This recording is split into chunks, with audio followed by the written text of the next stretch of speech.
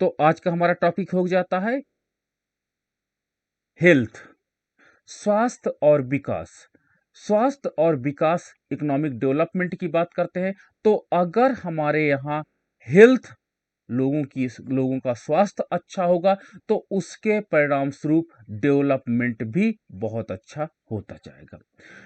स्वास्थ्य बढ़ने के साथ ही साथ जो हमारे पास ह्यूमन कैपिटल थ्योरी हमने देखा था, मानव पूंजी थ्योरी, तो वहां पर जो स्वस्थ मनुष्य थे, कैपिटल थ्योरी जो देखे थे, उसमें हमने देखा था कि अगर इकोनॉमी में स्वस्थ मनुष्य ज्यादा होंगे, हेल्दी पर्सन ज्यादा होंगे, तो इकोनॉमिक डेवलपमेंट की स्पीड तेजी से बढ़ती चली जाएगी। तो ये ह्यूमन कैपिटल थ्योरी हमको सजेस्ट करती है और वर्तमान में मॉडर्न थ्योरी के रूप में ये जानी जाती है, जिसे इंडोजीनियस ग्रोथ मॉडल भी हम लोग कह सकते हैं। तो आधुनिक अर्थशास्त्रियों ने इस बात को स्वीकार किया कि यदि किसी देश में स्वस्थ श्रम निवास करता है तो स्वस्थ श्रम के परिणाम स्वरूप इकोनॉमिक डेवलपमेंट की स्पीड बहुत तेजी से बढ़ती चली जाएगी।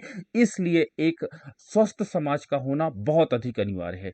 लेकिन जो हमारे पास ऊर्जा नीति है, जो हमने अपने पास एनर्जी पॉलिसी बनाई है, जिसके अंतर्गत हमने पेट्रोल और डीजल का कंजप्शन कंटिन्यू बढ़ाया, यहां तक कि सोलर पैनल का प्रयोग बढ़ाया, मोबाइल फोन्स का प्रयोग बढ़ाया, तो इसके परिणाम स्वरूप जो सोलर पैनल में लगने वाला आपका मटेरियल है वो भी ह्यूमन हेल्थ में बहुत तेजी से प्रभावित कर रहा है, जिससे इकोनॉमिक डेवलपमेंट कहीं ना कहीं हमारा अवरुद्ध हो सकता है। इस पर विचार करना अनिवार्य हो जाता है। तो यदि किसी देश में इस समय जो हमारे पास ऊर्जा नीति है, जो हमारे पास अदर प्रदूषण से संबंधित कार्यक्रम है, अगर इनको प्रॉपरली इंप्लीमेंट नहीं किया जाएगा तो ह्यूमन हेल्थ बहुत तेजी से प्रभावित होगा, और जब ह्यूमन हेल्थ तेजी से प्रभावित होगा तो उसके परिणाम स्वरूप इकोनॉमिक डेवलपमेंट हमारा कहीं ना कहीं अवरुद्ध हो सकता है। इस पर सरकार को पुनर्विचार करना होगा और सरकार इसको ध्यान में रख करके अपने इकोनॉमिक डेवलपमेंट के एजेंडा को ध्यान में रख करके ह्यूमन हेल्थ पर बहुत अधिक काम कर रही है। तो इस प्रकार हम देख सकते हैं कि जो ह्यूमन हेल्थ होता है, एचएच होता है, ये क्या होता है, प्रदूषण से बहुत अधिक प्रभावित होता है। और इकोनॉमी में अगर इकोनॉमिक डेवलपमेंट की प्रक्रिया होती है और हमने अच्छी रणनीति नहीं अपनाए होते हैं, प्रॉपर हमने टेक्नोलॉजी को अपनाया नहीं होता है, तो उसके परिणाम स्वरूप ये ह्यूमन हेल्थ हमारा क्या होता है, बहुत तेजी से प्रभावित होगा। और ह्यूमन हेल्थ प्रभावित होने के परिणाम स्वरूप इकोनॉमिक डेवलपमेंट की स्पीड तेजी से डिक्लाइन हो सकती है। तो इस प्रकार से हमको अपने ह्यूमन हेल्थ को मेंटेन रखना होगा। तो सबसे पहले तरीका होगा कि हमको ह्यूमन हेल्थ पर अच्छा खर्च करना होगा, और दूसरा तरीका होगा कि जो हमारे पास प्रदूषण है, हमारे पास पॉल्यूशन है, उनको कम करना होगा। तो हमको एक ऐसी स्वच्छ ऊर्जा नीति को अपनाना होगा। स्वच्छ ऊर्जा नीति ही हमें क्या करती है, स्वच्छ ऊर्जा नीति ही हमारे पास प्रदूषण की मात्रा को कम करती है और ह्यूमन हेल्थ पर अधिक फोकस करने को हमको विवश करती है। तो इस प्रकार से स्वच्छ ऊर्जा नीति कहीं ना कहीं हमारे ह्यूमन हेल्थ पॉलिसी से जरूर जुड़ जाती है। तो इसलिए हमने जब कल शाम का लेक्चर देखा था तो स्वच्छ ऊर्जा नीति वहां पर अपनाने की बात की गई थी। तो कहीं ना कहीं हमारा एजेंडा है कि अपने देश में जो ह्यूमन कैपिटल है उसको प्रभावित ना होने देना। तो इस प्रकार किसी देश में जो ह्यूमन हेल्थ होता है, that playing the very important role in the economic development. और मॉडर्न इकोनॉमिक थ्योरी जो आपकी ह्यूमन हेल्थ थ्योरी है वो भी बताती है कि इकोनॉमी में अंतर जातीय समृद्धि तभी संभव होती है जब आपकी अर्थव्यवस्था में एक स्वस्थ मनुष्य या स्वस्थ श्रम निवास करता है। स्वास्थ्य एवं विकास पर जब हम लोग रिपोर्ट को अध्ययन करते हैं तो किसी भी राष्ट्र के आर्थिक विकास एवं सार्वजनिक स्वास्थ्य के बीच गहरा संबंध पाया जाता है। ठीक है, इकोनॉमिक डेवलपमेंट तभी होगा जब वहां पर जो पब्लिक हेल्थ होगा वो डेवलप होता चला जाएगा। तो इसके बीच में पॉजिटिव एंड हाई कोरिलेशन पाया जाता है, ये बात तो क्लियर हो जाती है। यहां पर सार्वजनिक स्वास्थ्य आपका इंडिपेंडेंट वेरिएबल हो जाता है और आपका इकोनॉमिक डेवलपमेंट आपका डिपेंडेंट वेरिएबल हो जाता है। इस प्रकार जैसे जैसे अर्थव्यवस्था में सार्वजनिक स्वास्थ्य बढ़ता चला जाएगा, उसके परिणाम स्वरूप आर्थिक समृद्धि की दर भी बढ़ती चली जाएगी। तो इसके बीच में गहरा रिलेशनशिप का मतलब होता हाई कोरिलेशन पाया जाता है, एचसी हाई कोरिलेशन पाया जाता है। ये क्लियर हो जाता। हाई पॉजिटिव कोरिलेशन का है तो ज्यादा ठीक रहेगा।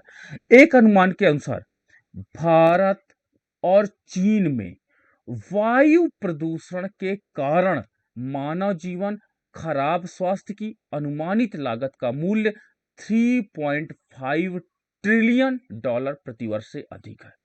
यानी हमारे पास, चाहे हमारा देश हो चाहे चाइना का देश हो, यहाँ पर ये भी डेवलपिंग कंट्री है, भारत भी डेवलपिंग कंट्री है। भारत में भी इकोनॉमिक डेवलपमेंट की स्पीड काफी तेज है, चाइना में है। भारत के पास भी, India having the high population, ठीक है, हमारे पास बहुत अधिक पॉपुलेशन है, चाइना के पास भी सेम कंडीशन लगभग। तो दोनों कंट्रियों को जब स्टडी हमने किया तो जो इन्वायरमेंट पॉल्यूशन हुआ उसके कारण उसकी जो लागत है, जो आपके पास ह्यूमन हेल्थ है, उसकी एस्टिमेटेड कॉस्ट 3.5 ट्रिलियन डॉलर है, जो प्रदूषण के कारण आज हमको हेल्थ के अंतर्गत बेयर करनी पड़ रही है। अर्थात सरकार को केवल प्रदूषण के कारण इतना अधिक लागत वहन करना पड़ रहा है। इसी तरह विश्व बैंक और स्वास्थ्य मैट्रिक्स और मूल्यांकन संस्थान के संयुक्त अध्ययन में पाया गया कि 2013 में केवल वायु प्रदूषण के कारण दुनिया भर में होने वाली समय पूर्व मृत्यु, यानी क्या होता, जितने आपको एक्सपेक्टेड एज थी उस एज से पहले एक्सपायर या डेथ हो जाना की समस्त लागत 5 खरब डॉलर से अधिक थी। तो पूर्व और दक्षिण एशिया में वायु प्रदूषण से संबंधित कल्याण हानि जीडीपी का लगभग 7.5% के बराबर है। अर्थात हम जीडीपी का 7.5% अपने पर्यावरण से होने वाले ह्यूमन हेल्थ में जो लॉस हो रहा उसको मेंटेन करने की कॉस्ट है। अब आप देखिएगा हमारे पास कहीं ना कहीं रॉन्ग आपके पास एनर्जी पॉलिसी ही आज ह्यूमन हेल्थ पर इतना अधिक एक्सपेंडेड या कॉस्ट ला रही है। विश्व स्वास्थ्य संगठन के सभी नीतियों में स्वास्थ्य ढांचे को ध्यान में रखते हुए स्वास्थ्य एवं परिवार कल्याण मंत्रालय ने भारत में वायु प्रदूषण के मुद्दे को हल करने एवं बहुक्षेत्रीय प्रतिबद्धता को प्राप्त करने के उद्देश्य से एक स्टीयरिंग कमेटी या एक निगरानी समिति का गठन किया गया है, ताकि भारत में अगर वायु प्रदूषण के कारण ह्यूमन हेल्थ में कोई प्रभाव या इम्पैक्ट पड़ रहा, वो भी बहुक्षेत्रीय प्रतिबद्धता के साथ, तो इस प्रकार ह्यूमन हेल्थ पे स्वास्थ्य एवं परिवार कल्याण मंत्रालय ने भारत में वायु प्रदूषण के मुद्दे पर बहुत अधिक स्वास्थ्य ढांचे को लेकर के क्या हुआ, संवेदना जताई है और इस पर एक निगरानी समिति को उसने गठित किया। और इसी के संदर्भ में राष्ट्रीय स्वास्थ्य नीति 2017 में इस बात को स्वीकार किया गया है कि देश में लोगों के स्वास्थ्य के कल्याण के लिए वायु प्रदूषण को कम करना अति महत्वपूर्ण है। क्योंकि याद रखिएगा, दो पॉल्यूशन आपके जो हैं वो सबसे ज्यादा इंपैक्ट डाल रहे हैं। एक तो आपका एयर पॉल्यूशन जो सबसे तेजी से आपके लंग्स की प्रॉब्लम ज्यादा लग रहा, और आपके पास आंखों की भी प्रॉब्लम लग रहा, और दूसरा आपके पास है वाटर पॉल्यूशन। ये पॉल्यूशन इस समय इंडिया में तेजी से फैल रहे हैं और जिसके परिणाम स्वरूप ह्यूमन हेल्थ बहुत तेजी से प्रभावित हो रहा है। ठीक है, हालांकि राष्ट्रीय ऊर्जा नीति, देखिए राष्ट्रीय ऊर्जा नीति कहीं ना कहीं जो हमारे पास एनर्जी पॉलिसी होती है, वो पावर पॉलिसी होती है, वो कहीं ना कहीं स्वास्थ्य और परिवार कल्याण मंत्रालय द्वारा उल्लिखित प्रतिबद्धताओं को ना ही प्रतिबंधित करती है और ना ही इसका समर्थन करती है। तो आज जो हमारे पास नेशनल एनर्जी पॉलिसी बनाई गई है वो स्वास्थ्य के प्रति बिल्कुल संवेदनशील नहीं है और ना ही इसका समर्थन करती है। तो हमारी जो एनर्जी पॉलिसी है उसका स्वास्थ्य संबंध से बिल्कुल अपोजिट पॉलिसी है। इसलिए अगर आपके देश में एनर्जी पॉलिसी को अपनाया जाता तो उसको स्वास्थ्य एवं परिवार कल्याण मंत्रालय के अनुरूप कार्य करना होगा, तभी हम लोग बेहतर राष्ट्र की तरफ या डेवलपमेंट की डायरेक्शन की तरफ बढ़ सकते हैं, नहीं तो हमारे लिए प्रॉब्लम हो सकती है। क्या होना चाहिए? नीतिगत उद्देश्यों एवं आर्थिक विकास के मद्देनजर राष्ट्रीय ऊर्जा नीति जैसे विजन दस्तावेज को ऊर्जा उत्पादन से स्वास्थ्य पर पड़ने वाले प्रभाव, कभी भी हम अगर एनर्जी प्रोडक्शन की बात करते हैं तो उसके जो आपका हेल्थ पर पड़ने वाला इम्पैक्ट है उसको कम करने या उससे संबंधित स्वास्थ्य लागतों को कम करने का प्रयास करना चाहिए। तो कभी भी हमको एनर्जी पॉलिसी ऐसे नहीं बनाना लेना चाहिए कि उससे ह्यूमन हेल्थ पे चाहे जो इम्पैक्ट पड़े हमसे कोई मतलब नहीं है, बस हमारे देश में एनर्जी की जो नीड्स है वो पूरा हो सके। आपने देखा होगा एटॉमिक एनर्जी जो आपका नाभिकीय ऊर्जा का प्लांट तमिलनाडु में लगाया गया, इस तमिलनाडु में प्लांट में काफी अधिक विरोध इसको झेलना पड़ा। और इसमें क्या होता है कि अगर कहीं कोई प्रॉब्लम आती है तो वहां की पॉपुलेशन को काफी अधिक नुकसान पहुंचाना पड़ेगा और उनका रेडिएशन से हेल्थ बहुत अधिक डैमेज हो सकता है। तो वहां के जो स्थानीय लोग थे इस प्लांट का बहुत ज्यादा विरोध किए। तो कहीं ना कहीं हमको ऊर्जा उत्पादन और स्वास्थ्य पर पड़ने वाले इंपैक्ट के बीच में जो रिलेशनशिप है उसको मेंटेन करके इकोनॉमिक डेवलपमेंट की रणनीति को अपनाना होगा। मौजूदा भविष्य की ऊर्जा परियोजनाओं और प्रौद्योगिकियों के पूरे जीवन चक्र से स्वास्थ्य संबंधी खतरों और स्वास्थ्य लागतों की माप के लिए ऊर्जा नीति में एक स्वास्थ्य प्रभाव निर्धारण ढांचा को शामिल किया जाना अनिवार्य है। जब भी आप अपने देश में एनर्जी पॉलिसी बनाएं तो उसमें सबसे पहले एजेंडा आप ये ले लें कि इससे स्वास्थ्य लागतें तो कहीं ना कहीं बढ़ तो नहीं जाएंगी, जिससे अर्थव्यवस्था में हो सकता है एनर्जी के कारण आपका इकोनॉमिक डेवलपमेंट की स्पीड बढ़ जाए, लेकिन जितनी इकोनॉमिक डेवलपमेंट की स्पीड बढ़ने से आप लाभ अर्न करेंगे उससे ज्यादा स्वास्थ्य लागतों पर आपको खर्च करना होगा। इसलिए हमको ये एक ऐसा एजेंडा बनाना होगा कि इकोनॉमी में आपका एनर्जी सप्लाई तो कंप्लीट ही हो, इकोनॉमिक डेवलपमेंट के लिए एनर्जी सप्लाई आपके पास हो, लेकिन उससे ये ना हो जाए कि हमारी स्वास्थ्य लागतें क्या हो जाए, बढ़ जाए, जो हमारे पास वास्तव में उसको कंपनसेट हम लोग ना कर पाए। उदाहरण के लिए चलिए एग्जाम्पल देखते हैं।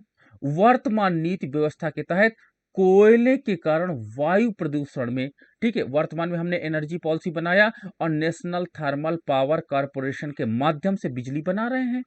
ठीक है, आपका एक सोनभद्र में प्लांट लगा हुआ है, तो हम लोग कोयले के माध्यम से आज बिजली बना रहे हैं।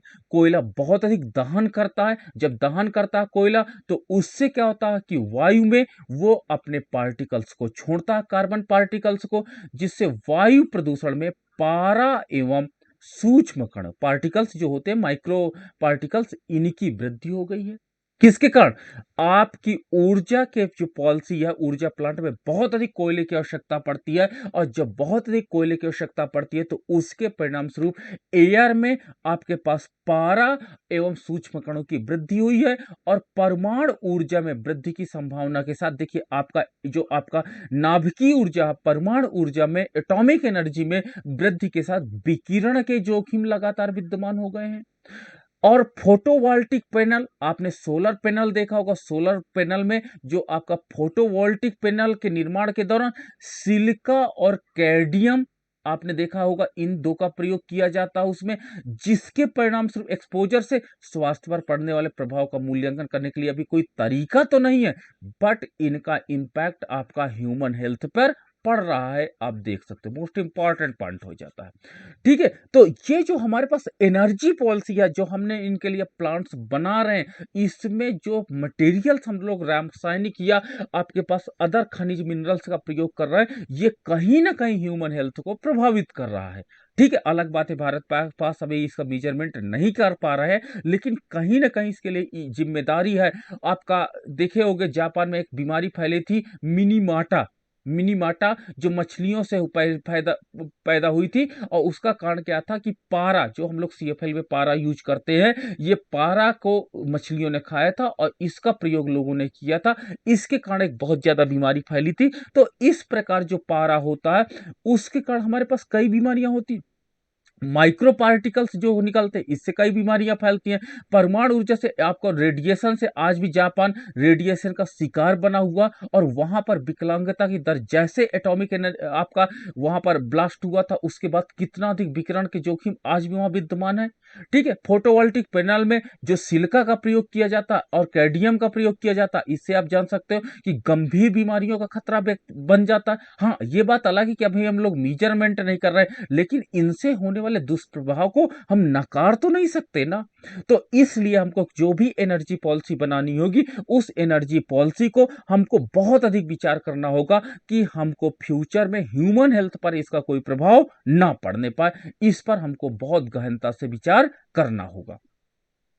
अब हमको कौन सी एनर्जी पॉलिसी अपनाना होगा? धारणी सस्टेनेबल एनर्जी पॉलिसी को अपनाना होगा। सस्टेनेबल का मतलब होता है कि इस प्रकार की ऊर्जा नीति अपनानी होगी ताकि हमारा ह्यूमन हेल्थ और भविष्य में हमारे ह्यूमन हेल्थ पर कोई प्रभाव न तो जीवधारी पर पड़े, ना तो मनुष्य पर पड़े, ना तो प्रकृति पर पड़े। यानी प्रकृति पर भाई इसका इंपैक्ट नहीं पड़ना चाहिए। और स्वास्थ्य सूचकों का प्रभाव विश्व स्वास्थ्य संगठन द्वारा एक विशेषज्ञ परामर्श से प्राप्त प्रारंभिक निष्कर्ष भारत में उसी तरह के अभ्यास को आरंभ करने के लिए अच्छी रूपरेखा प्रदान करेंगे। ये कुछ कोर और विस्तारित संकेत देता है कि किसी राष्ट्र की ऊर्जा नीति की प्रगति की निगरानी में सहायता कर सकता है। जब भी हम अपनी एनर्जी पॉलिसी बनाएं, तो उस एनर्जी पॉलिसी में अपने दूरगामी लक्ष्य को अवश्य रखें। मुख्य संकेतक स्वास्थ्य इक्विटी से संबंधित मुद्दों को संबोधित करते, जहां स्वास्थ्य प्रभाव का आकलन ऊर्जा नीति के डिजाइन और कार्यान्वयन का एक विभिन्न अंग बन जाता है। राष्ट्रीय स्वास्थ्य नीति 2002 आपकी एक राष्ट्र आई थी, आपकी हेल्थ पॉलिसी 2002 के लागू होने के 15 वर्ष के बाद 2017 में ठीक गुणवत्ता युक्त स्वास्थ्य देखभाल हेल्थ केयर सुविधाओं को सर्वसुलभ बनाने के उद्देश्य से भारत सरकार ने हाल ही में भारतीय स्वास्थ्य नीति 2017 का अनुमोदन किया है। इसे स्वास्थ्य क्षेत्र के इतिहास में एक बड़ी छलांग माना जाएगा। जो हमारे पास इंडियन जो आपका हेल्थ पॉलिसी 2017 लागू किया गया, ये इसका उद्देश्य ये है कि भारत में गुणवत्ता युक्त स्वास्थ्य सुविधाएं उपलब्ध कराना, ताकि एक बड़ी जनसंख्या इसका लाभ उठा सके और भारत में जो स्वास्थ्य संबंधी प्रॉब्लम्स आ रही हैं उसको ये टैकल कर सके और गरीब लोगों तक इसकी पहुंच हो सके। तो इस प्रकार से हमारे पास एक बहुआयामी स्वास्थ्य नीति को अपनाया गया। इस नीति के प्रमुख प्रावधान क्या क्या हैं? इसके तहत अगले 5 वर्षों में सकल घरेलू उत्पाद के 2.5% तक जन स्वास्थ्य पर खर्च किया जाना चाहिए। देखिए, आज भारत का दुर्भाग्य है कि भारत के लिए दो एजेंडा सबसे इंपॉर्टेंट होते हैं ह्यूमन कैपिटल थ्योरी के अंतर्गत, जो वर्तमान में ह्यूमन कैपिटल थ्योरी है। एक तो आपके पास स्वास्थ्य पर खर्च किया जाना और दूसरा शिक्षा पर खर्च किया जाना। और दोनों की कंडीशन यह है कि जीडीपी का 1% के आसपास ही इनका खर्च हो रहा है, 1 या 2% के आसपास ही खर्च हो रहा है, जो थोड़ा सा बहुत अधिक एक दयनीय विषय हो जाता है। अगर सरकार इन दोनों मदों पर ज्यादा खर्च करेगी तो शायद इकोनॉमिक डेवलपमेंट की स्पीड बहुत तेजी हो सकती है, और ये डायरेक्ट नहीं इनडायरेक्ट इकोनॉमिक डेवलपमेंट में स्वास्थ्य और शिक्षा बहुत अधिक योगदान देते हैं। इसलिए इस पर सरकार को पुनर्विचार करना अनिवार्य हो जाता है। तो आज देखिए, भारत में हमने एजेंडा सेट किया कि अपने जीडीपी का 2.5% तक ही जन स्वास्थ्य पर खर्च किया जाए, जो मौजूदा 1% के स्तर से काफी ज्यादा है। ठीक है, तो अभी भारत में जो स्वास्थ्य पर खर्च किया जाता है वो टोटल जीडीपी का 1% खर्च किया जाता, जिसको इस न्यू स्वास्थ्य पॉलिसी में आपका 2.5% करने की बात की जा रही है। मोस्ट इंपॉर्टेंट पार्ट बन जाए। इस नीति में प्राथमिक स्वास्थ्य देखभाल को प्राथमिकता देने के साथ साथ सार्वजनिक अस्पतालों में निःशुल्क दवाइयां मुहैया कराने पर जोर दिया जाएगा, क्योंकि मोस्ट ऑफ द पॉपुलेशन हमारे पास वीक है, गरीब है, जिसके पास परचेजिंग पावर नहीं है। तो इनको पहले तो प्राथमिक लेवल पर ही आप अच्छी मेडिकल सुविधाएं उपलब्ध करा दीजिए, और दूसरा क्या होता है, इनको अगर आप सार्वजनिक अस्पतालों की बात करते हैं, जहां पे गवर्नमेंट अस्पतालों की बात करते हैं, तो कोशिश करिए इनको कहते हैं कि आप इलाज के साथ साथ इनको दवाइयां भी निःशुल्क उपलब्ध कराइए, क्योंकि इनकी पर कैपिटा इनकम बहुत कम है होती है। इसके तहत सरकार ने 2017 तक कालाजार, ठीक है, तथा फाइलेरिया, ये टारगेट बनाया सरकार ने, कालाजार तथा फाइलेरिया को समाप्त करना। 2018 तक कुष्ठ रोग को समाप्त करना। ठीक है, कुष्ठ रोग वैसे समाप्त हो चुका है, लेकिन फिर भी अगर कहीं पर है तो उसको 2018 तक समाप्त करना। 2020 तक खसरा की बीमारी को समाप्त करना। 2025 तक तपेदिक का उन्मूलन करना। ठीक है, कार्य योजना तैयार किया है। ये एक टारगेट उन्होंने अपनी इस स्वास्थ्य पॉलिसी में रखा है, ताकि हम इनको बीमारियों को समाप्त कर सकें। हृदय वाहिका रोग, कैंसर, मधुमेह, श्वास संबंधी रोगों से होने वाली अकाल मृत्यु को साल 2025 तक घटा करके 25% तक करने की बात की गई है, जितना वर्तमान में इस समय डेथ हो रही है हृदय वाहिका रोग से, कैंसर से, मधुमेह से और श्वास संबंधी रोगों से।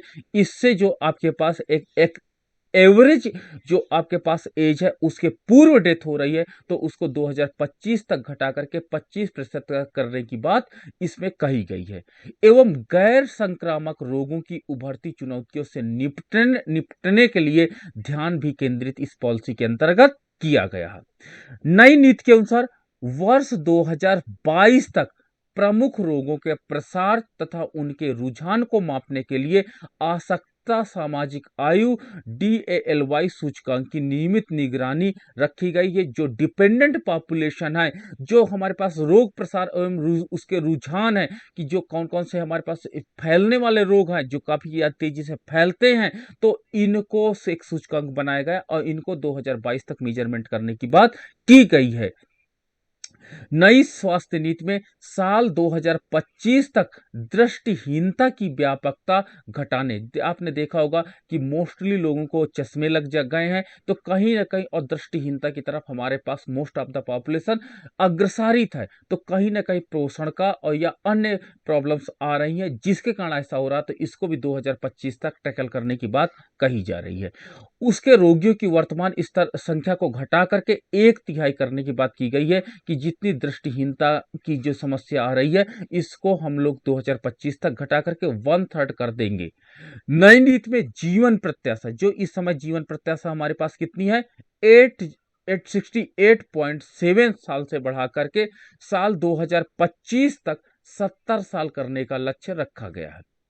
यानी अब जीवन प्रत्याशा कैसे बढ़ेगी, तो जीवन प्रत्याशा के लिए आपका पोषण स्तर बहुत स्ट्रांग होना चाहिए देश में। ठीक है, आपके पास हेल्थ, जो आपके पास फैसिलिटीज होती हैं, वो बहुत अधिक स्ट्रांग होनी चाहिए। ठीक है, आपके पास जो इन्वायरमेंट है, ठीक है, ये 3 मेन कंपोनेंट होते हैं। जो आपका पर्यावरण होता है, ये 3 कंपोनेंट अगर आपके देश में पोषण का स्तर डेवलप करेगा, आपके यहाँ हेल्थ फैसिलिटीज डेवलप करेंगी, और पर्यावरण का स्तर अगर कम होगा, तो आपके यहाँ जीवन प्रत्याशा बढ़ती चली जाएगी। तो इस प्रकार से हमको ये 3 स्तर को मेंटेन करना होगा। चाहे पोषण, हमको पोषण की मात्रा को उपलब्ध कराना होगा, हेल्थ फैसिलिटीज को उपलब्ध कराना होगा, और पर्यावरण में जो हमारे पास पर्यावरण है उसमें प्रदूषण की मात्रा को कम करना होगा। तभी जीवन प्रत्याशा को हम लोग इंप्रूव कर सकते हैं। और साल 2025 तक सरकार ने एजेंडा रखा है कि पोषण का स्तर हम लोग बढ़ाएंगे। ठीक है, चाहे इसके लिए पोषण के स्तर के लिए सरकार ने पीडीएस की दुकानों को माध्यम बनाया है, ताकि गरीब लोगों का पोषण स्तर बढ़ाया जा सके। ठीक है, हेल्थ फैसिलिटीज के लिए सरकार ने कई योजनाएं चालू की हैं, जिनको हम अभी आगे देखेंगे कौन कौन सी सरकार ने योजनाएं चालू की हैं। और पर्यावरण में जो प्रदूषण फैल रहा है, जो हमारा इन्वायरमेंट डिग्रेडेशन हो रहा है, इसको डिक्लाइन करने के लिए सरकार ने बहुत अधिक इम्फेसाइज किया है। तो इस प्रकार हम देख सकते हैं कि अगर आपके देश में जीवन प्रत्याशा को बढ़ाना है, तो जीवन प्रत्याशा को बढ़ाने के लिए जीवन प्रत्याशा जो इस समय 68.7 है, इसको इम्प्रूव करके सरकार 70 वर्ष करने की बात कर रही है। तो इसके अंतर्गत हमारा एजेंडा है, सबसे पहला जो हमारे पास एजेंडा होता है कि पोषण युक्त या पोषक तत्वों की हमको उपलब्धता कराई जाए, और जो हमारे पास कंजप्शन पैटर्न है उसमें पोषक तत्वों को ज्यादा से ज्यादा शामिल किया जाए। ठीक है, तो उपभोग में आपका जो कंजप्शन कर रहे हैं उसमें पोषक तत्वों की अवेलेबिलिटी को हमको बढ़ाना इसके अंतर्गत टारगेट है। दूसरा हमारे पास क्या था, हेल्थ फैसिलिटी, स्वास्थ्य सुविधाएं, स्वास्थ्य सुविधाओं को बढ़ाना चाहिए। और स्वास्थ्य सुविधाएं, अगर आपके पास कोई स्वास्थ्य प्रॉब्लम आ जाती है, मेडिकल प्रॉब्लम आती है, तो गवर्नमेंट उसको जल्द से जल्द उस प्रॉब्लम को सॉल्व कर देगी। तो स्वास्थ्य सुविधाओं को इंप्रूव किया जाना चाहिए। और थर्ड हमारे पास क्या होता है कि जो हमारे पास पर्यावरण है उस पर हमको भी कार्य करना होगा। तो इस प्रकार ये 3 वेरिएबल हैं जिसके माध्यम से आप इकोनॉमी में जीवन प्रत्याशा की दर को बढ़ा सकते हो। ठीक है, तो सरकार के पास अब 2 एजेंडा बन जाते हैं। जो गरीब लोग हैं, BPL power below poverty line से हैं, उनको पीडीएस के माध्यम से अच्छी जो आपके पास खाद्यान्न सुविधा, सार्वजनिक खाद्यान्न वितरण प्रणाली है, उसके माध्यम से न्यूट्रिशनल चीजों को अवेलेबिलिटी कराया जाए। जैसे इसके अंतर्गत प्रोटीन युक्त दाल डिस्ट्रीब्यूट किया जाए। ठीक है, और आपके पास गेहूं तथा चावल तो डिस्ट्रीब्यूट इसके अंतर्गत हो रहा है। साथ ही साथ अन्य चीजों को भी शामिल किया जाए जो उनके पोषण के स्तर को इंप्रूवमेंट करे। साथ ही साथ आपने देखा होगा कि हमारे पास आंगनबाड़ी योजना चलती है। आंगनबाड़ी योजना भी क्या होता है कि छोटे बच्चों को स्वास्थ्य सुविधाएं उपलब्ध कराने के लिए, छोटे बच्चों को स्वास्थ्य सुविधाएं उपलब्ध कराने के लिए इसने काफी पोषण को का वितरण महिलाओं तथा बच्चों के बीच में किया है।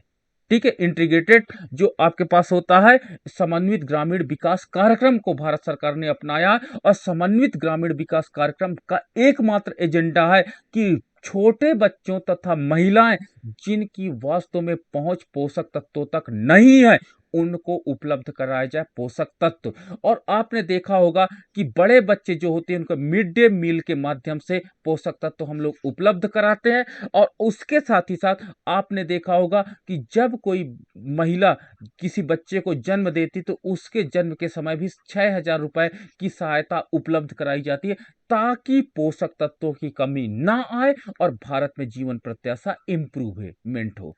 तो इस प्रकार सरकार ने कई स्टेज में, कई चरणों में जो हमारे देश में है वो पोषक तत्वों का यानी उपभोग पैटर्न को परिवर्तित करने के लिए सरकार ने बहुत ज्यादा प्रयास किया और कई कार्यक्रम पोषक तत्वों को बढ़ाने पर ही काम कर रहे हैं।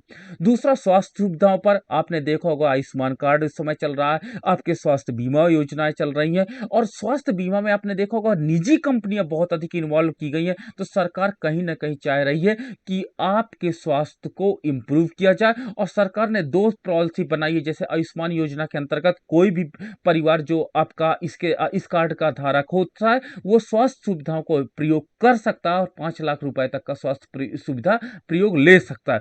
वहीं पर आपके पास 30,000 का एक दूसरा लेयर भी बनाया गया है जो अन्य एक कार्यक्रम में चालू है। तो इस प्रकार स्वास्थ्य सुविधाओं के अंतर्गत सरकार ने काफी ठोस कदम उठाए। और तीसरा, पर्यावरण पर आपने देखा होगा कि भारत इस समय, कल का आपने लेक्चर देखा होगा कि सस्टेनेबल डेवलपमेंट की पॉलिसी को अपना रहा है और पर्यावरण प्रदूषण पर होने वाले प्रभाव के या इम्पैक्ट को वो लोग कम कर रहे हैं, ताकि हमारा जो जन स्वास्थ्य है वो बहुत अधिक इससे प्रभावित ना होने पाए। तो इस प्रकार गवर्नमेंट ऑफ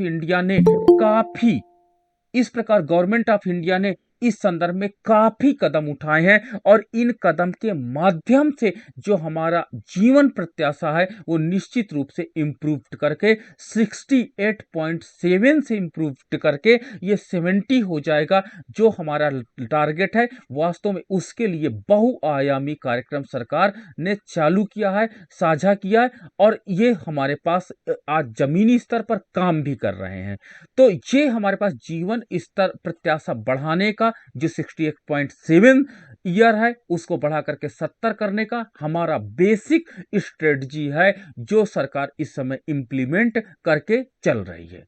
तो अब हम लोग आगे देखते हैं तो इस प्रकार जीवन प्रत्याशा जो 68.7 है, इसको इम्प्रूव करके सरकार करना चाहती है। इसको बढ़ा करके सरकार 70 साल 2025 तक करना चाहती है, जिसके लिए इसके पास एक विस्तृत कार्य योजना है जिस पर यह काम कर रही है। अकाल मृत्यु, ठीक है, 25% कम करना, जो आपका अनसर्टेन डेथ हो रही है। 5 वर्ष से कम आयु के बच्चों की मृत्यु दर को 2025 तक कम करके 23 प्रति हजार करना है। यह नया टारगेट है, एग्जाम में डेटा पूछा जाता है, मोस्ट इंपॉर्टेंट डेटा आपका हो जाता है। और शिशु मृत्यु दर को घटा करके 28,000 प्रति हजार 2019 तक के लक्ष्य भी इस नीति में शामिल है। तो पहले देखिए 2019 तक का हमने टारगेट क्या रखा, 28 प्रति हजार शिशु, यानी 1000 शिशु में 28 की डेथ को हम लोगों ने टारगेट रखा, जो वर्तमान में 2025 के एजेंडा में 23 प्रति हजार का लक्ष्य रखा गया है। 2025 तक कुल प्रजनन दर को TFR, टोटल फर्टिलिटी रेट को 2.1 के स्तर पर मेंटेन करने का हम लोगों ने टारगेट रखा है।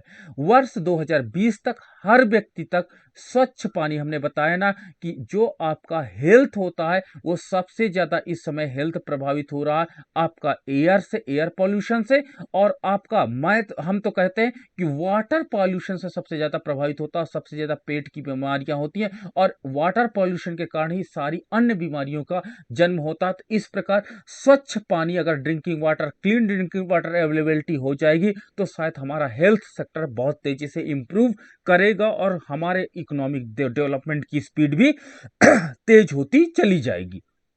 चिकित्सा बहुलवाद का मतलब होता है मेडिकल प्लूरिज्म, यानी मेडिकल को बड़े कॉन्सेप्ट में इंप्लीमेंट करना, बहुआयामी रूप में इसको लगाना, ठीक है। पोषण के स्तर के सुधारने के साथ साथ आपकी बीमारियों पर भी अटैक करना और आरोग्यता आपको उपलब्ध कराना, ताकि आप सभी तरह से सुरक्षित रहें।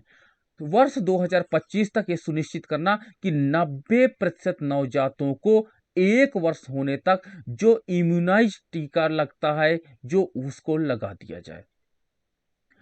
अब देखो, सतत विकास लक्ष्यों के मूलभूत महत्वों का उल्लेख स्वास्थ्य नीति 2017 में किया गया। जो हमारे पास आपका डेवलपमेंट एजेंडा है, या उनको भी हम लोगों ने एक्सेप्ट किया है। तो 2025 तक मौजूदा जीवन प्रत्याशा जो 67.5 वर्ष है, उसे बढ़ा करके 70 वर्ष करने की बात की गई है, ठीक है। तो ये हमारे पास क्या होता है कि जो आपका 2025 तक का ये एजेंडा है कि हमारे पास जीवन प्रत्याशा को इंप्रूव करना। 2025 तक का हमने टारगेट रखा है 5 साल से कम आयु वाले बच्चों की मृत्यु दर को कम करके कितना कर देना, 23 कर देना, जो हमने इसके पहले डिस्कस किया। 2020 तक मातृ मृत्यु दर को भी पूरा समाप्त करना, यानी अर्थव्यवस्था में कहीं पर भी मोर्टेलिटी रेट हमको ना दिखाई पड़े। 2018 तक स्थानीय क्षेत्रों में कुष्ठ रोगों पर पूर्ण रूप से लगाम लगाने का लक्ष्य रखा गया है। राष्ट्रीय स्वास्थ्य नीति 2017 की प्रमुख विशेषताएं इस प्रकार से हैं। राष्ट्रीय स्वास्थ्य नीति 2017 में सभी आयामों पर, हमने बताया ना, बहुलवाद चिकित्सा पर हम लोगों ने फोकस किया, जिसमें स्वास्थ्य के क्षेत्र में हमको इन्वेस्टमेंट बढ़ाना है, स्वास्थ्य देखभाल सेवाओं एवं प्रबंधन तथा वित्त पोषण करने, विभिन्न क्षेत्रीय कार्रवाई के जरिए रोगों की रोकथाम करना, ठीक, अच्छे स्वास्थ्य को बढ़ावा देना, चिकित्सीय प्रौद्योगिकी को उपलब्ध कराना। जो हमारे पास, आपके पास देखे होंगे, जो इस समय टेक्नोलॉजी है, आपका जो मेडिकल टेक्नोलॉजी है, इसको इंप्रूवमेंट करना, मानव संसाधन का विकास करना, चिकित्सा बहुलवाद को प्रोत्साहित करना, बेहतर स्वास्थ्य के लिए अपेक्षित ज्ञान आधार बनाना, वित्तीय सुरक्षा की कार्यनीति को बनाना, उत्तरोत्तर आश्वासन के संबंध में स्वास्थ्य प्रणालियों को आकार देने पर विचार किया जा रहा है। साथ ही साथ प्राथमिकताओं का चयन करना इस नीति का उद्देश्य, और सभी लोगों, विशेषकर अल्पसेवी तथा उपेक्षित लोगों को सुनिश्चित स्वास्थ्य देखभाल उपलब्ध कराना है। तो इस प्रकार ये जो राष्ट्रीय स्वास्थ्य नीति है 2017, इसकी मुख्य विशेषताएं हैं कि अर्थव्यवस्था में हमको बहुआयामी स्वास्थ्य जगत में कार्य करना है, ताकि स्वास्थ्य सुविधाएं बढ़े, और जो हमारे पास एक ह्यूज पॉपुलेशन है, यूथ पॉपुलेशन है, उसके लिए स्वास्थ्य सुविधाएं उपलब्ध हो सके। राष्ट्रीय स्वास्थ्य नीति 2017 में रोकथाम, स्वास्थ्य संवर्धन पर बल देते हुए रुग्णता देखभाल की बजाय, देखिए, बीमारी देखभाल की बजाय आरोग्यता पर ध्यान केंद्रित करने की बात कही जा रही कि हमको एक ऐसा ह्यूमन डेवलप करना है जो मोस्टली आरोग्य रहे, ना कि उसकी जो बीमार हो जाए उस पर हमको फोकस नहीं करना, बल्कि जो हमारे पास स्वस्थ व्यक्ति है उस पर भी ध्यान केंद्रित करना कि वो बीमार ना होने पाए। ठीक है, बीमार होने के बाद इलाज करना अलग बात है। ठीक है, वो अभी तक हमारी नीति थी, लेकिन इसमें हमने आरोग्यता पे ध्यान केंद्रित किया है कि हमको उस स्वस्थ युवा को बीमार होने ही नहीं देना है। ठीक है, हालांकि नीति में जन स्वास्थ्य प्रणालियों की दिशा बदलने तथा उसे सुदृढ़ करने की मांग की गई है।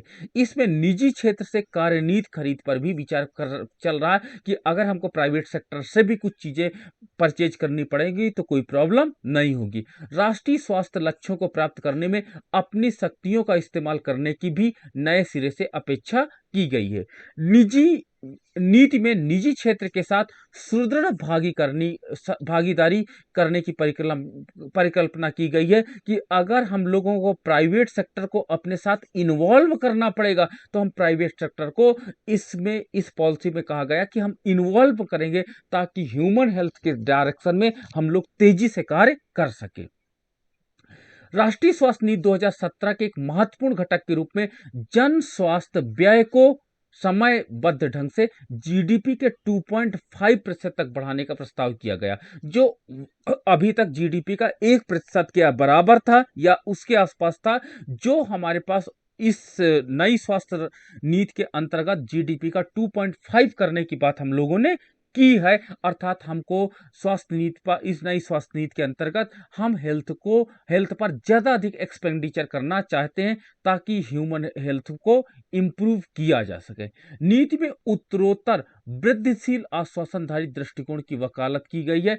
इसमें स्वास्थ्य और आरोग्यता, ठीक है, स्वास्थ्य और आरोग्यता केंद्रों के माध्यम से सुनिश्चित व्यापक प्राथमिक स्वास्थ्य देखभाल हेतु अधिक से अधिक धनराशि प्रदान करने की परिकल्पना की गई है कि प्राथमिक स्तर पर भी ही हम लोग स्वास्थ्य देखभाल कर सके। राष्ट्रीय स्वास्थ्य नीति 2017 में प्रति 1000 की आबादी के लिए अस्पतालों में एक नहीं बल्कि 2 बिस्तरों की उपलब्धता सुनिश्चित की जाए। ठीक है, अभी तक जो हमारे पास पॉलिसी थी कि 1000 आबादी के लिए एक एडमिट बेड जो बिस्तर था उपलब्ध कराया जाता था, अब उसका रेशियो बढ़ा करके सरकार ने 2 बिस्तर कर दिया है। अर्थात सरकार ने राष्ट्रीय स्वास्थ्य नीति 2017 में जो हमारे पास अस्पताल है उसका आकार और एडमिट करने का जो साइज है वो लगभग डबल कर दिया है जो पूर्व का स्तर था।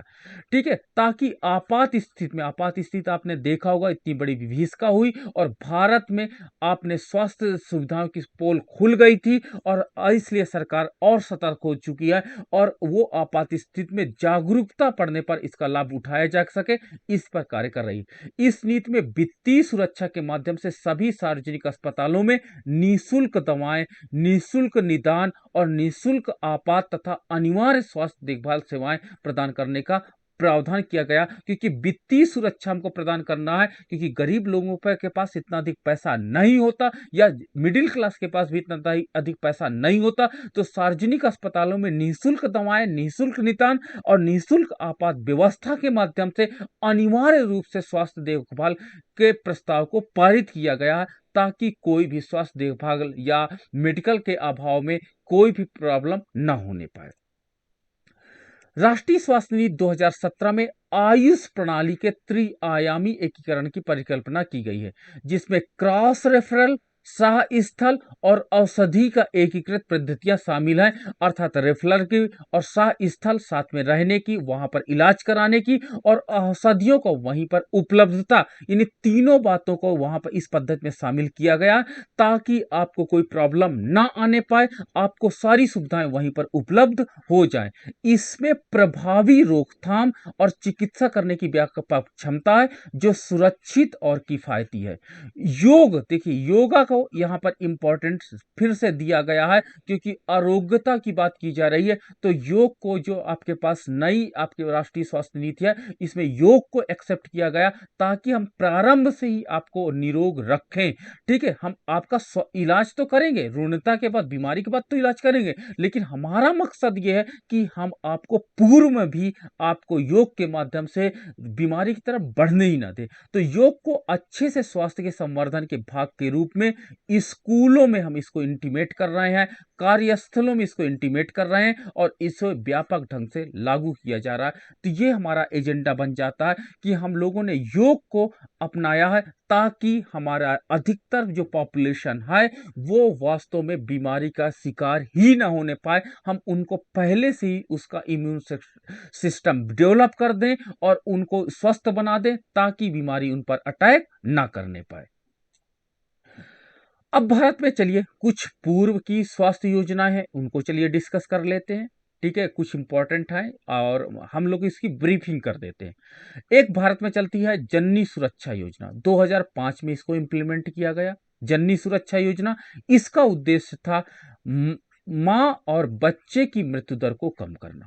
ठीक है, तो मां और जननी सुरक्षा योजना 2005 में इंप्लीमेंट की गई थी, जिसका उद्देश्य था मां तथा बच्चे की मृत्यु दर को कम करना।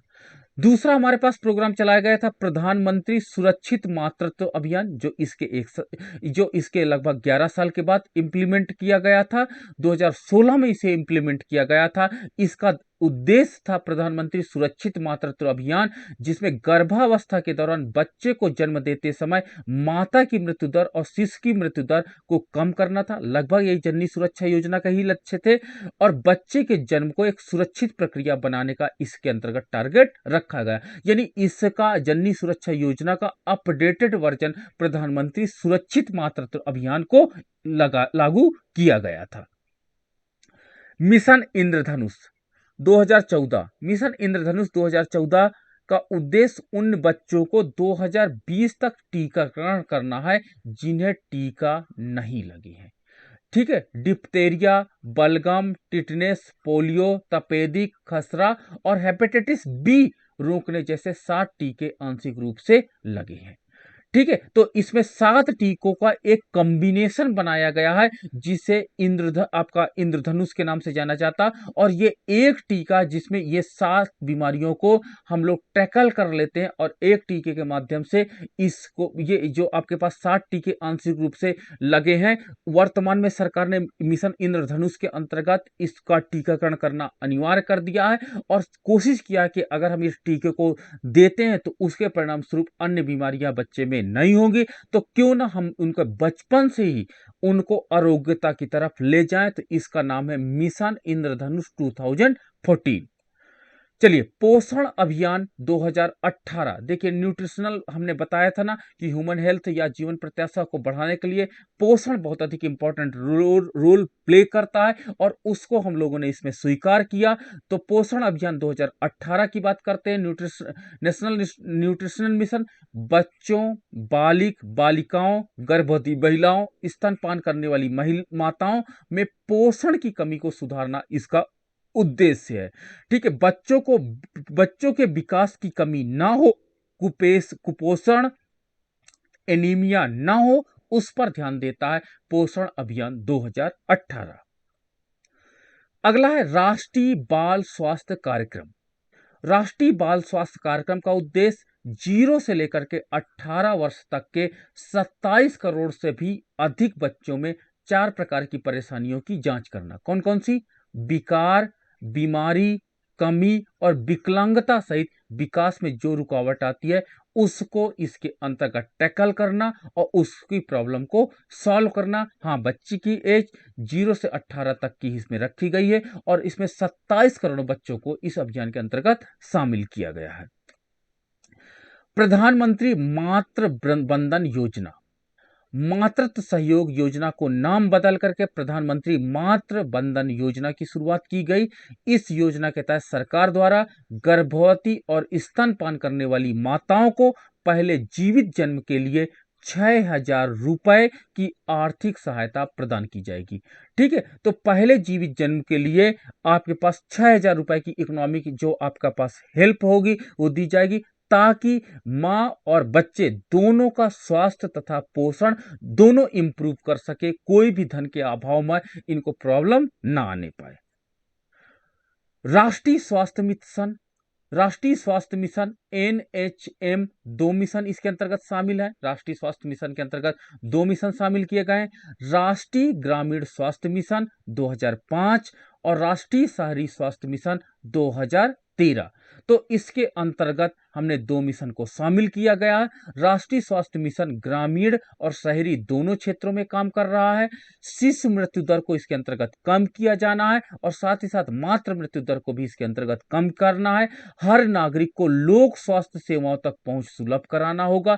ठीक है, जो पब्लिक आपका हेल्थ सर्विसेज है इनको हर व्यक्ति तक हमको अवेलेबल कराना है। संचारी तथा असंचारी रोग जो स्प्रेड होते हैं, जो फैलते हैं, हवा से फैलते हैं, वो संचारी, और जो नहीं फैलते उनको भी रोकथाम एवं नियंत्रण का इसके अंतर्गत हम लोगों ने टारगेट रखा है। जनसंख्या नियंत्रण के साथ ही साथ लिंग व जनसंख्यी संतुलन को निश्चित करना, जो आपका सेक्स रेशियो है उसको भी मेंटेन करना, इसके पॉपुलेशन कंट्रोल के साथ इसके अंतर्गत टारगेट बनाया गया है। स्वास्थ्य जीवनचर्या आयुष के माध्यम से वैकल्पिक औषधियां पद्धतियों को प्रोत्साहित किया गया है। तो हम लोगों ने वैकल्पिक औषध पद्धतियां हैं, जैसे आपके पास आयुर्वेद को भी इसके साथ इंप्लीमेंट किया गया है, आपके पास होम्योपैथ को इसके साथ इंप्लीमेंट किया गया, यानी अन्य जो हमारे पास वैकल्पिक औषध पद्धतियां उनको भी प्रोत्साहित करने की बात इसमें की गई है। इसके तहत गांवों को प्रशिक्षित महिला स्वास्थ्य कार्यकर्ता आशा को भी लगाया गया है, ताकि गांव में स्वास्थ्य सुविधाएं सभी तक आसानी से पहुंच सके। ये कार्यक्रम शहरी और ग्रामीण स्वास्थ्य क्षेत्रों में स्वास्थ्य व्यवस्था को बेहतर बनाने के लिए शुरू की गई है। अब आपकी बात आती है आयुष्मान भारत। इस समय सबसे बड़ा पॉपुलर इस समय चल रहा है आयुष्मान कार्ड, सभी व्यक्तियों को बनाया जा रहा है। इसको कहते हैं प्रधानमंत्री जन आरोग्य योजना।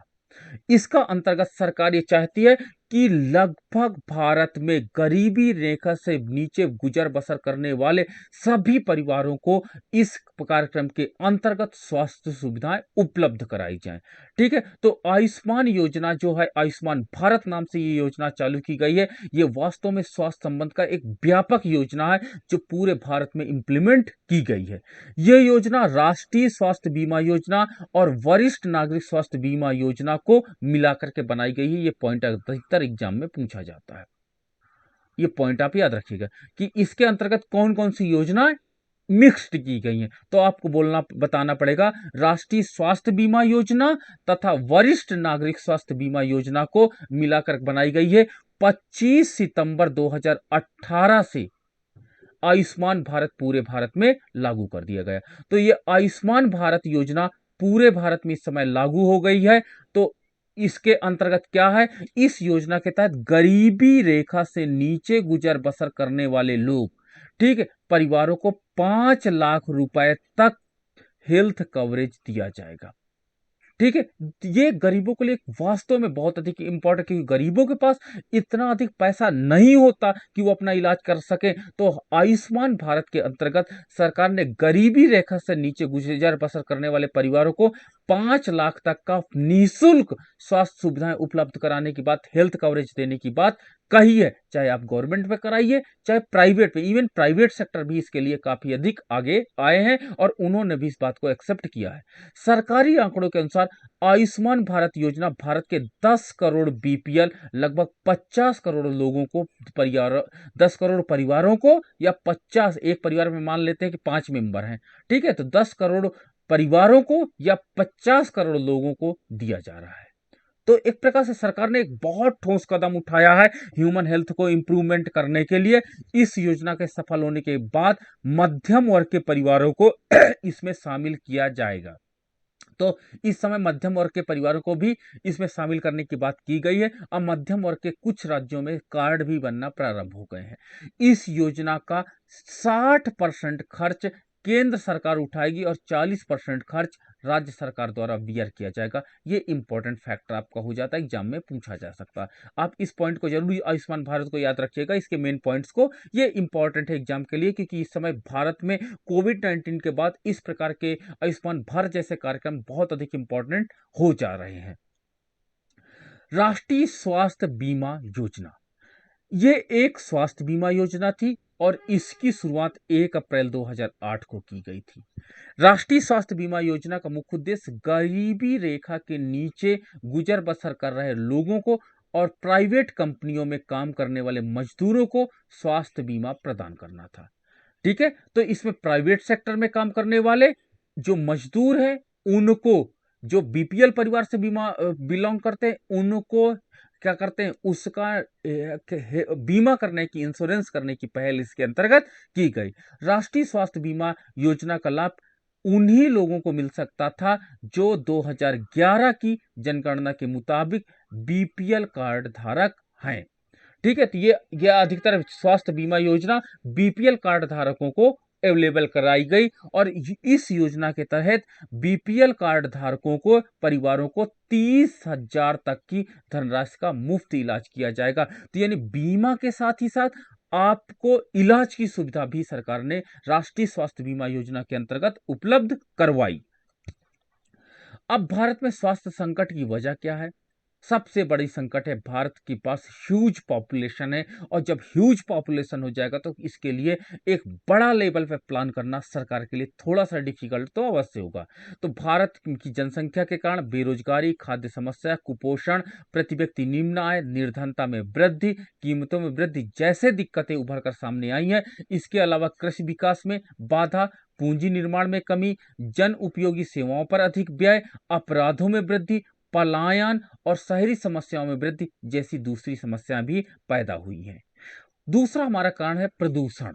आज हमारे पास जन स्वास्थ्य सुविधाएं नहीं उपलब्ध हो पा रही हैं, तो कहीं ना कहीं इसके लिए रिस्पॉन्सिबल है प्रदूषण। स्टेट ऑफ ग्लोबल एयर 2019 के मुताबिक साल 2017 में वायु प्रदूषण के कारण होने वाली बीमारियों में 12 लाख भारतीयों की मौत हुई है। तो 12 लाख भारतीयों की मौत केवल एयर पॉल्यूशन के कारण हुई है। भारत में वायु प्रदूषण अब भी सभी स्वास्थ्य जोखिमों में मौत का तीसरा सबसे बड़ा कारण है। ठीक है, WHO की रिपोर्ट के मुताबिक दुनिया में के 20 सबसे प्रदूषित शहरों में 14 भारत के ही शहर हैं जहां पर वायु प्रदूषण सबसे ज्यादा है। भारत में करीब 66 करोड़ लोग ऐसी जगहों में रहने को मजबूर हैं जहां हवा में प्रदूषण की मात्रा राष्ट्रीय औसत स्तर से कहीं ज्यादा है। तो आज भी ये 66 करोड़ लोग जो हमारे पास बड़े सिटीज में रहते हैं जहां पे एयर पॉल्यूशन इंडेक्स बहुत हाई है, इन लोगों को भी प्रॉब्लम्स आ रही है और ये मजबूर है क्योंकि इनकी जीविका वहीं पर है। गरीबी, भारत में 2014 में ग्रामीण इलाकों में 32 रुपए प्रतिदिन यदि आपका एक्सपेंडिचर है और शहरी क्षेत्र में अगर 47 रुपए प्रतिदिन आपका एक्सपेंडिचर है तो आप गरीबी रेखा के नीचे हो। ये 2014 का मेजरमेंट था। ठीक है, गरीबी रेखा को लेकर के अलग अलग समितियों की अलग अलग राय है। तेंदुलकर समिति ने 22% पर इस गरीबी को बताया कि वर्तमान में भारत में 22% पॉपुलेशन क्या होता बिलो पॉवर्टी लाइन है, जबकि सी रंगराजन फार्मूले ने 29.5% पॉपुलेशन को गरीबी रेखा के नीचे बताया है। भारत में गरीब कौन है, कितने हैं, ये अभी भी स्पष्ट आज तक नहीं हो पाया है क्योंकि हर कमेटी अपनी रिपोर्ट अलग अलग रख रही है। साल 2011 की जनगणना के आधार पर देश में करीब 22% आबादी गरीबी रेखा के नीचे है। ये पॉपुलेशन सेंसस बता रहा है। बीपीएल रेखा हमारे पास कितने हैं, बीपीएल कितने हैं, 22% है, जो तेंदुलकर फार्मूले के आधार पर है। वक्त के साथ गरीबी में कमी तो आई है, लेकिन ग्रामीण क्षेत्र में गरीबी में कमी की दर अभी भी धीमा है। ठीक है, जो पॉवर्टी रिडक्शन रेशियो है, जो रेट है, वो अभी भी कम है, इसको और अधिक इंप्रूव करना होगा। ठीक है, मतलब गरीबी घटने की दर और तेजी से घटनी चाहिए ताकि अर्थव्यवस्था में गरीबी की मात्रा कम हो सके। शहरी क्षेत्रों में इस समय गरीबी की संख्या 13.7% है, जो भारत में, ग्रामीण भारत में अभी भी दुगना गरीबी है, यानी 26% गरीब पॉपुलेशन आज भी भारत में ग्रामीण क्षेत्र में रहते हैं और शहरों में मात्र 13.7% पॉपुलेशन पॉवर्टी के अंदर आते हैं। खाद्य असुरक्षा की अगर हम बात करें तो खाद्य असुरक्षा के कारण भी आज हमारे पास हेल्थ प्रॉब्लम आ रही है। ग्लोबल हंगर इंडेक्स 2018 के मुताबिक भारत जहां वैश्विक भूख सूचकांक में 119 देशों की सूची में 103वें स्थान पर है। ठीक है, 119 देशों की सूची बनाई गई जिसमें 103वें स्थान पर है, अर्थात भारत में भी आज भूखमरी का इंडेक्स बहुत ऊंचा है। वहीं ग्लोबल न्यूट्रिशनल रिपोर्ट, देखिए पोषण तत्व में 2018 के ग्लोबल न्यूट्रिशनल रिपोर्ट के मुताबिक भारत में करीब 4 करोड़ 66 लाख बच्चे, 4.66 करोड़ बच्चे कुपोषण के चलते लंबाई और वजन नहीं बढ़ पा रही है। ठीक है, तो इस लंबाई और वजन न बढ़ने का कारण क्या होता है? इनके अंदर जितना अधिक न्यूट्रिशनल वैल्यू चाहिए उतना न्यूट्रिशनल वैल्यू नहीं है, जबकि सरकार ने वास्तव में आंगनबाड़ी के अंतर्गत समन्वित ग्रामीण विकास कार्यक्रम चला रही है और साथ ही साथ मिड डे मील भी चल रहा है, लेकिन फिर भी आज हमारे पास बच्चों को जो लगभग 5 करोड़ के आसपास बच्चे हैं जिनको कुपोषण का शिकार हैं। खाद्य असुरक्षा में हिडन हंगर को भी शामिल किया गया। हिडन हंगर की वजह से लोगों का विकास बाधित हो रहा है, क्योंकि लोगों के पास गुणवत्ता युक्त भोजन उपलब्ध नहीं है। हम लोग भोजन तो कर रहे हैं, हमने बताया ना कि HYV सीड से क्या होता है, प्रेरित, ठीक है, या उत्पादित वस्तुओं का उपभोग कर रहे हैं। और HYV सीड्स में मैंने अभी देखा मार्केट में सब्जियां भी HYV सीड्स की आती हैं जो अनएक्सपेक्टेड रेशियो में लंबाई चौड़ाई में मुझे दिखाई पड़ी।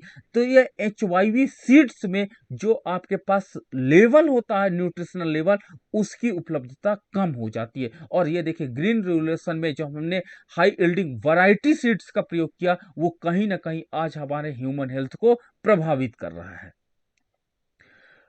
भारत में डॉक्टरों व अस्पतालों की बहुत ज्यादा कमी है, जिसके कारण आज हमारा हेल्थ प्रभावित हो रहा है। केंद्रीय स्वास्थ्य मंत्रालय की ओर से जारी ताजा रिपोर्ट के मुताबिक भारत में औसतन एक डॉक्टर पर 11,000 की जनसंख्या निर्भर है, यानी एक डॉक्टर लगभग 11,000 पॉपुलेशन को इलाज के लिए इस समय रेशियो के रूप में आ रहा है। तो शायद एक बहुत बड़ा हैवी बर्डन है कि एक डॉक्टर 11,000 पॉपुलेशन को भारत में आज देख रहा है, जबकि WHO के मुताबिक डॉक्टर का जो रेशियो होना चाहिए था 1,000 पॉपुलेशन में एक डॉक्टर होना चाहिए था, लेकिन भारत में 11,000 पॉपुलेशन पर एक डॉक्टर है, जो एक वास्तव में दयनीय स्थिति को प्रदर्शित कर रहा है। यानी भारत में यह आंकड़ा 10 गुना ज्यादा है। दुनिया की 6वीं सबसे बड़ी अर्थव्यवस्था वाला देश भारत अपनी GDP का मात्र 1 से लेकर के वर्तमान में 1.5% ही स्वास्थ्य सेवाओं पर खर्च करता है, जो दुनिया के सबसे कम खर्च करने वाले देशों में से एक है। देश में करीब 7 लाख से अधिक डॉक्टरों की जरूरत है इस समय। ठीक है, इस समय कितने डॉक्टर की जरूरत है? 7 लाख से अधिक डॉक्टरों की जरूरत है। और स्वास्थ्य क्षेत्र में निवेश न हो पाने के कारण भारत के ग्रामीण क्षेत्रों में डॉक्टरों की भारी मात्रा में कमी रहती है। डॉक्टरों की किल्लत, भारत की स्वास्थ्य व्यवस्था डॉक्टरों की बड़ी कमी से जूझ रहा। भारत में 1,000 लोगों पर मात्र 0.07 डॉक्टर ही उपलब्ध हैं। आसान शब्दों में कहें कि 10,000 या 11,000 की पॉपुलेशन के में आपके पास 7 ही डॉक्टर इस समय उपलब्ध हैं। ठीक है, वहीं अन्य देश जैसे ऑस्ट्रेलिया में यह अनुपात 1,000 पॉपुलेशन में लगभग 3.5 डॉक्टर हैं। ब्राजील में 1,000 पॉपुलेशन पर लगभग 2 डॉक्टर हैं। चीन में लगभग 1,000 पॉपुलेशन में 1.5 डॉक्टर हैं। आपके पास 1,000, आपका फ्रांस में लगभग 1,000 पॉपुलेशन में लगभग 3.5 डॉक्टर हैं। और जर्मनी में 1,000 पॉपुलेशन में लगभग 3.5 डॉक्टर हैं। विश्व स्वास्थ्य संगठन के मानक के अनुसार यदि किसी देश में 1,000 की आबादी पर एक डॉक्टर का होना अनिवार्य है, यानी 1:1000 होना चाहिए WHO की रिपोर्ट के अनुसार। लेकिन आज देखिए कि भारत की स्थिति बहुत ही खराब है। स्वास्थ्य सेवाओं में कहां खड़ा है भारत? ब्लूमबर्ग की ग्लोबल हेल्थ इंडेक्स रिपोर्ट के अनुसार भारत स्वास्थ्य सेवाओं की पहुंच और गुणवत्ता वैश्विक रैंकिंग में 159 की देशों में कतार में 120वें नंबर पर आता है। ठीक है, अगर हमने जब भारत में स्वास्थ्य सेवाओं की गुणवत्ता की वैश्विक रैंकिंग की तो 159 देशों की रैंक में भारत का स्थान 120वां आता है। यानी भारत में स्वास्थ्य सुविधा की जो रैंक है वो आज भी बड़ी प्रॉब्लम कर रही है। इस मामले में भारत से छोटे और कमजोर देश कहीं ऊपर हैं। ठीक है, श्रीलंका 66वें स्थान पर है, बांग्लादेश 91 रैंक पर है, नेपाल 110वें नंबर पर आता है और हम सिर्फ अपने पड़ोसी देश पाकिस्तान से ही बेहतर हैं जिसकी रैंकिंग 124 है और हमारे पास 120वीं रैंक है। तो हमको खुश हो जाना चाहिए कि हमने पाकिस्तान से बेहतर काम किया, लेकिन कभी कभी ये निराशाजनक कि हमसे अच्छा तो श्रीलंका, नेपाल, बांग्लादेश जो हमसे कम है वीकर सेक्शंस पे आते हैं, लेकिन फिर भी हमारे से अच्छा इनका हेल्थ इंडेक्स है। राज्यों की स्थिति में देखें तो और गंभीर है। देश में राज्यवारी स्थितियां और भयानक। झारखंड में देखते हैं तो 8000 की जनसंख्या पर एक डॉक्टर, हरियाणा में 6000 की पॉपुलेशन पर एक डॉक्टर, छत्तीसगढ़ में 4000 के पॉपुलेशन पर एक डॉक्टर, उत्तर प्रदेश में 3000 की पॉपुलेशन पर एक डॉक्टर और बच्चों की मौत की त्रासदी झेल रहे बिहार में 3000 पर एक डॉक्टर की उपलब्धता है। ऐसा नहीं कि हर राज्य की स्थिति दयनीय है। कुछ राज्यों में की स्थिति बहुत अच्छी भी है। आप तमिलनाडु के ले लो, 253 लोगों पर एक डॉक्टर मौजूद है, मच बेटर कंडीशन पर चल रहा है, जो वर्ल्ड में डेवलप्ड कंट्री का भी मात दे रहा है। तो इस प्रकार से आज हमने देखा कि ह्यूमन हेल्थ कैसे आपका प्रभावित कर रहा है, आपके आर्थिक विकास का, और ह्यूमन हेल्थ को हमको प्रभावित करने के लिए एक बेटर नीति बनाना अति अनिवार्य हो जाता है। यदि हम बेटर नीति बनाएंगे तो हमारा ह्यूमन हेल्थ प्रभावित होगा, ह्यूमन कैपिटल डेवलप होगा, ऊर्जा नीति पर हमको फोकस करना होगा, तभी हम एक विकसित देश या विकसित राष्ट्र भारत की कल्पना कर सकते हैं। तो ये